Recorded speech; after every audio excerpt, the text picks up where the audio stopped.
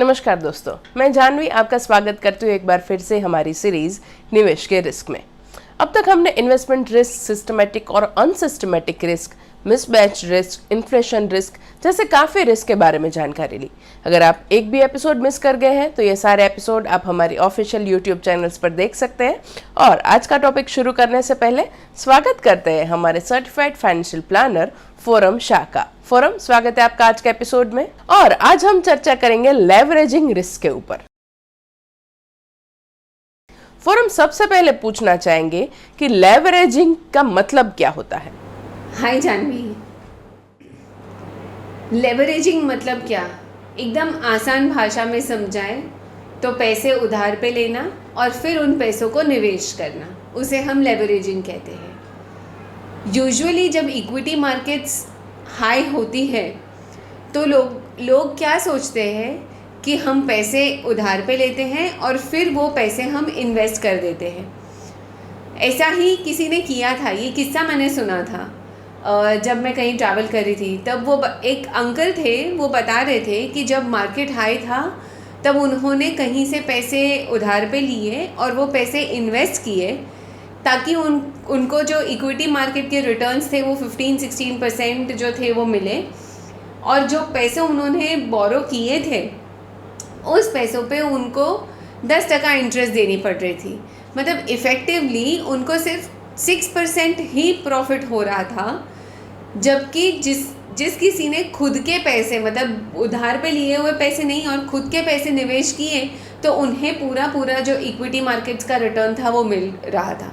अब ये तो जब मार्केट ऊपर है तब की बात है, बट किसी सिनेरियो में किसी भी रीज़न के वजह से अगर इक्विटी मार्केट गिरती है और हमें नुकसान होता है तो जो प्लस 15-16% का रिटर्न है उसकी जगह यदि हमें 10% का भी लॉस होता है तो इफ़ेक्टिव जो लॉस होता है, जिन लोगों ने पैसे बोरो किए हैं उनका तो कई ज़्यादा हो जाता है, क्योंकि 10% तो आपके इन्वेस्टमेंट में गिरावट आई है और साथ ही साथ आपको 10% तो इंटरेस्ट चुकानी ही है जो पैसे आपने उधार लिए हैं उस पर। तो इस सिनेरियो में हमारा लॉस कई ज़्यादा बढ़ जाता है। This is the principle of leveraging. एकदम बेसिक आसान भाषा में हम समझाएं तो इसे ही हम लेवरेजिंग कहते हैं। जी फोरम, आगे पूछेंगे कि लेवरेजिंग रिस्क कम करने के लिए किसको क्या करना चाहिए? यूजुअली एक्चुअली तो हमें लेवरेज करके पैसे निवेश करने ही नहीं चाहिए, बट कई केसेस में ऐसा होता है कि नोइंगली अननोइंगली हम लेवरेज कर देते हैं।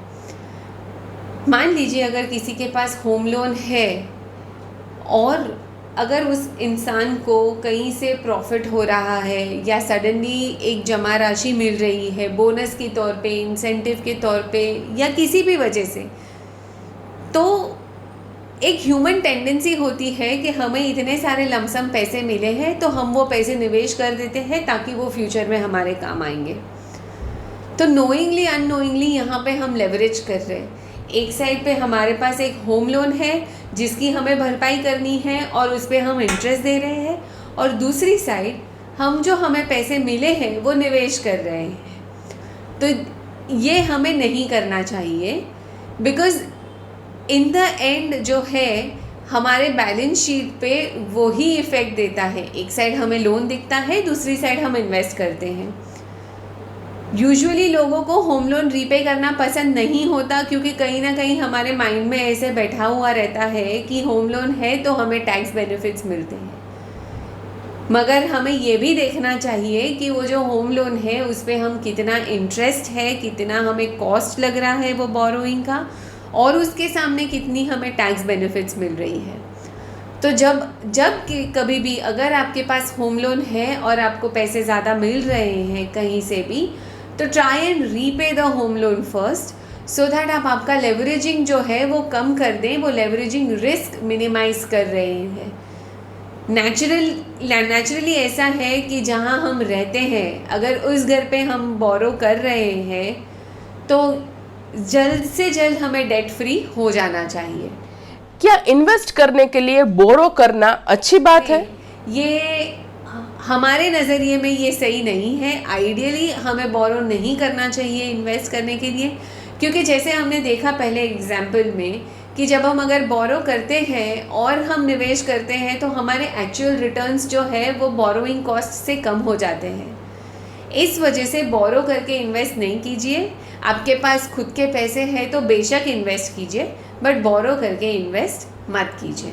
जी फोरम, बहुत शुक्रिया ये सारी जानकारी देने के लिए। और अंत में आपको बता दें, ये सीरीज सर्टिफाइड फाइनेंशियल प्लानर और लेखक गौरव मशरूवाला की किताब इन्वेस्टमेंट रिस्क के ऊपर से बनी है, जो आप अमेजोन और अन्य ऑनलाइन साइट पर से खरीद सकते हैं।